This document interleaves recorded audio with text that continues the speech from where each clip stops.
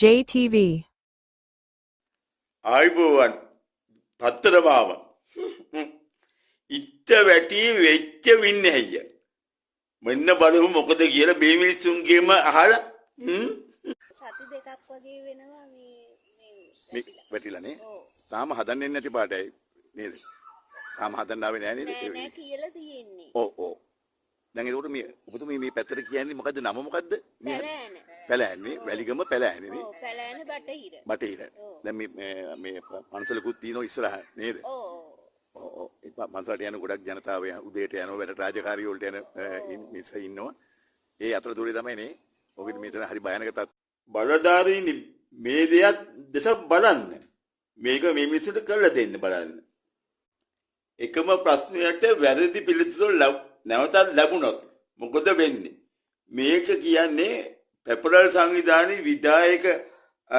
කතිකාචාර්ය මහත්මයා අපි බලමු එතුමා කියන්නේ පළමු කොටස පස්සේ ඊළඟ වර්තදානෙන් දෙවෙනි කොටස බලමු අපි එකම ප්‍රශ්නට වැරදි උත්තර නම් හැමදාම ඔය ඉන්නේ ආපහු වැරදි උත්තරයක් ලැබුවොත් ප්‍රශ්නයක් වෙන නිසා ඒ ගැන හිතමු කියලා තමයි අපේ පැත්තෙන් යෝජනා. අනේ හැබැයිටම දෙවෙනි වර කණුව ඇත්ත ඔල්ලෝසුව නැත කණුව තියෙනවා ඉතින් අනේ ඉතින් වැඩක් වෙයිද අනේ බලසාදේ මේක මේ ඔල්ලෝසුව ක්‍රියාත්මක කරලා දෙන්න ඒක තමයි මේ ඕන කරලා තියෙන්නේ සැප්තැම්බර් මාසේ පළවෙනි වෙනිදා ඉඳලා මේ අලුත් නීතියක් දාලා තියෙනවා ඒ කියන්නේ ආණ්ඩුවෙන් අමාත්‍ය බිමල් රත්නායක මැතිතුමා තමයි මෙහෙම කියන්නේ. බලමු මොකද්ද කියලා මේ අලුත් නීතිය. ඒ වගේම අපි සැප්තැම්බර් මාසේ පළවෙනි දිනදා මේ බලාපොරොත්තු වෙනවා. පසුපස ආසනවල මුත්කලිය වාහන පසුපස ආසනවල යන අයට අනිවාර්ය කරනවා සීට් බෙල්ට් එක එක්ස්ප්‍රස් රේස් වල යන. ඒ වගේම අපි බලාපොරොත්තු වෙනවා